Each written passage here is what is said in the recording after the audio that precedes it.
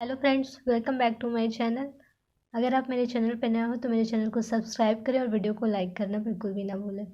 आज हम लोग उदर रोग के बारे में पढ़ेंगे। उदर रोग जो होता है ना, उसको एब्डोमिनल स्वेलिंग नाम से जानते हैं। जो उदर होता है ना, उसमें बताया गया है कि अग्नि का जो मूल स्थान है वो उदर है। मतलब उदर जो होता है ना, अग्नि का मूल स्थान होता है एवं मंदाग्नि को समस्त उदर रोग को की जड़ कहा गया है। अर्थात ये बताया गया है कि जो उदर होता है ना, वो अग्नि का मूल स्थान है, तथा जो मंदाग्नि होता है ना, उसी से ही जो होता है ना उदर रोग उत्पन्न होते हैं। मतलब मंदाग्नि की वजह से उदर रोग की उत्पत्ति होती है। आचार्य चरक ने उदर रोग के बारे में बताया है कि कुपित वायु के त्वक मांसाश्रित होकर के कुछ ही प्रदेश में शोथ उत्पन्न करने को ही उदर रोग कहते हैं था। अब हम लोग उदर रोग के सामान्य निदान के बारे में पढ़ेंगे कि उदर रोग जो होता है ना, वो कैसे उत्पन्न होते हैं, किसका सेवन करने से उदर रोग की उत्पत्ति होती है।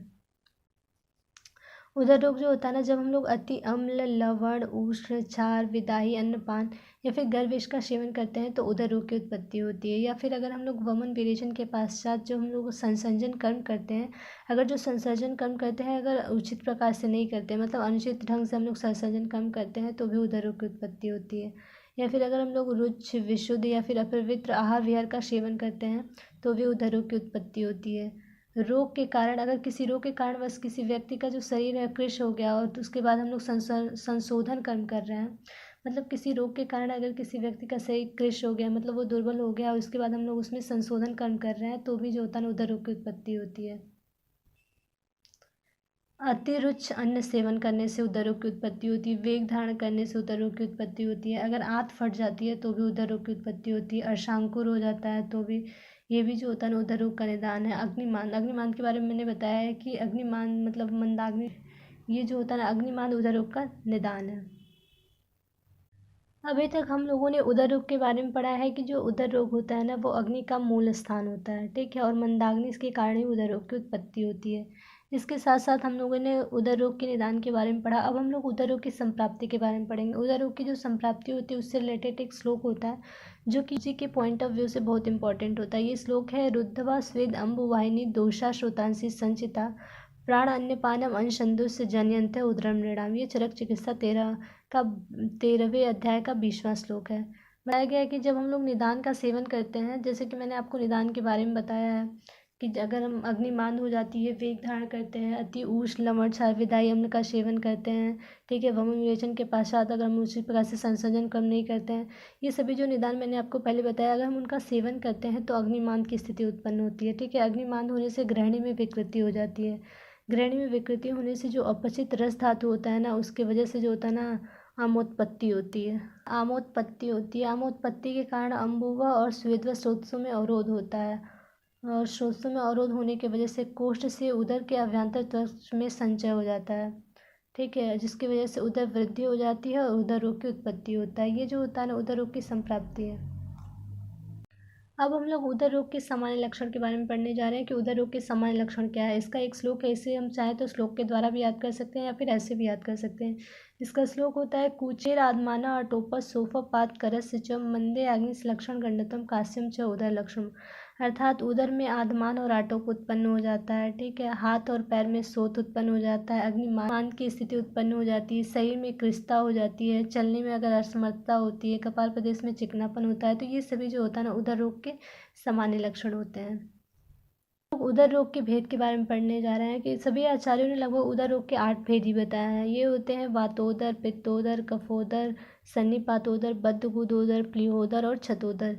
ये जो वातोदर, पित्तोदर, कफोदर, उनके क्या क्या लक्षण होते हैं? जलोदर उदर रोग का 8वां भेद है। इस प्रकार से उदर रोग कुल 8 प्रकार के होते हैं। उदर रोग के भेद के बारे में मैंने आपको बता दिया है कि उदर रोग जो होता है लगभग सभी आचार्यों ने उदर रोग के भेद आज बताए हैं। अब हम लोग उदर रोग के भेद और उनके लक्षण के बारे में पढ़ेंगे। हालांकि मैंने उदर रोग के सामान्य लक्षण के बारे में भी बता दिया है, लेकिन यहाँ पे जो उदर रोग के भेद होते हैं 8, उनके बारे में हम लोग पढ़ने जा रहे हैं। सबसे पहला होता है वातोदर। वातोदर उदर जो होता है ना, उसमें अंगुली छेपड़ करने पर उदर वायु से भरी हुई मशक के समान शब्द निकलता है। ये जो होता है ना वातोदर उदर रोग के लक्षण होते हैं। अब हम लोग पित्तोदर उदर रोग के बारे में देखेंगे कि पित्तोदर उदर रोग जो होता है ना, उसमें के क्या लक्षण होते हैं। पित्तोदर में जो होता है ना, ज्वर होता है, मूर्छा होता है, ताव होता है, स्वेदा आदि होता है और तृष्णा आदि होता है। ये जो होता है ना पित्तोदर उदर रोग के लक्षण होते हैं। कफोदर उदर रोग में हम देखते हैं कि अवसाद, शोथ, निद्रा, उत्क्लेश, श्वास, खांसी, ये जो लक्षण जिसमें दिखते हैं ना, वो कफोदर उदर रोग होता है। तीसरा होता है सन्निपात उदर। सन्निपात उदर में हम लक्षण देखते हैं, इसमें कृष्णा, रक्त अल्पता और तृष्णा आदि के लक्षण हम लोग देखते हैं। प्लीहोदर की अगर हम बात करें तो इसमें हम देखते हैं कि कृष्णता हो जाती है, छर्दी हो जाता है, मूर्छा होती है, काश, श्वास आदि लक्षण उत्पन्न होते हैं। अगर हम बद्ध गुदोदर की बात करें तो बद्ध गुदोदर में जो होता है ना, इसमें विबंध एवं हृदय नाभि के मध्य में उदर का गोपुच्छ पुच्छवत फूलना, मतलब बद्ध गुदोदर अगर है किसी को तो उसमें जो होता है ना, विबंध पाया जाता है और हृदय और नाभि के मध्य में, हृदय और नाभि के मध्य में उदर का गोपुच्छ वत फूलना देखते हैं। हम लोग देखते हैं कि गोपुच्छ के समान जो होता है ना, फूला हुआ रहता है। अब हम लोग छतोदर के बारे में देखेंगे। छतोदर के लक्षण होते हैं नाभि के नीचे उदर फूला हुआ मिलता है, मतलब छतोदर में नाभि के नीचे उदर जो होता है ना, फूला हुआ रहता है। लास्ट होता है जलोदर। जल नाम से ही पता चलता है, इसमें जल से भरी मशक के समान क्षोभ, कंपन, ध्वनि मिलती है, मतलब जलोदर की ये लक्षण होते हैं। इस तरह से हम लोगों ने उदर रोग के 8 भेद और उनके लक्षण के बारे में पढ़ लिया है। उदर रोग के बारे में मैंने आपको बता दिया कि उदर रोग क्या होता है, ठीक है। उसके निदान के बारे में, उसके भेद के बारे में, उनके भेद के लक्षण के बारे में बता दिया। अब हम लोग उदर रोग की चिकित्सा सिद्धांत और चिकित्सा के बारे में पढ़ेंगे। उदर रोग के चिकित्सा सिद्धांत में बताया गया कि सबसे पहला चिकित्सा सिद्धांत होता है निदान परिवर्जन, अर्थात जिन निदानों का सेवन करने से उदर रोग उत्पन्न होता है उन निदानों का हम लोग त्याग करते हैं, ये जो होता है ना, निदान परिवर्जन कहलाता है। दूसरा दिया है कि उदर रोग अग्निमान से उत्पन्न होता है। हालांकि मैंने ये पहले ही आपको बताया है कि अग्निमान के कारण ही उदर रोग, सभी प्रकार के उदर रोग की उत्पत्ति होती है, तो वही दिया है। उदर रोग अग्निमान से उत्पन्न होता है, अतः अग्नि को प्रदीप्त करने के लिए औषध व सुपा चढ़ा देना चाहिए। अर्थात उदर रोग अग्निमान से उत्पन्न होता है, इसलिए हमें जो होता है ना, अग्नि को प्रदीप्त करने वाली औषधियों और सुपाचार का सेवन करना चाहिए। बताया गया है कि अति मात्रा में दोष संचित हो जाने पर, नेक्स्ट जो उदर रोग की चिकित्सा में बताया गया, इसमें बताया गया कि अति मात्रा में दोष संचित होने से स्रोतस अवरोध के कारण उदर रोग होता है। मतलब अगर दोष अधिक मात्रा में संचित हो जाता है, उसमें स्रोतस अवरोध हो जाता है, तो उदर रोग जब उत्पन्न होता है तो उस उदर रोगी को जो होता है नित्य विरेचन कराते हैं, ठीक है। इससे उसके द्वारा इसकी चिकित्सा करते हैं। दिया है कि रोगी का उदावरत होने पर स्नेहन स्वेदन के पश्चात निरुवस्ती देते हैं, मतलब अगर उससे पीड़ित कोई रोगी है, उसको उदावरत हो जाता है तो उसमें हम लोग स्नेहन स्वेदन के बाद निरुवस्ती देते हैं। ये सभी जो होता है ना, उदर रोग की चिकित्सा सिद्धांत है। अब हम लोग उदर रोग की चिकित्सा के बारे में पढ़ेंगे। अब हम लोग उदर रोग की चिकित्सा के बारे में पढ़ेंगे। अभी हम लोगों ने उदर रोग की चिकित्सा सिद्धांत के बारे में पढ़ा है। चिकित्सा के बारे में हम लोग पढ़ेंगे कि हम लोग संशोधन चिकित्सा कैसे करते हैं उदर रोग में, और संशमन चिकित्सा कैसे करते हैं।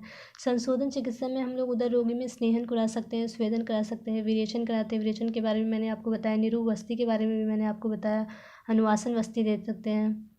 अब हम लोग संशमन चिकित्सा के बारे में पढ़ेंगे कि उदर उदर रोग का जो रोगी होता है उसमें हम लोग संशमन चिकित्सा में हम लोग क्या क्या दे सकते हैं।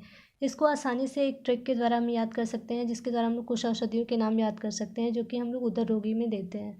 ये ट्रिक है, अभय इत्र लगा जल नहीं 10 रसून पी जो होता है ना, अभय के अ से, अभय से हम लोग अभयावटी लेंगे, और अभय के अ से अग्नितुंडी वटी ले सकते हैं, आरोग्य वर्धनी वटी ले सकते हैं।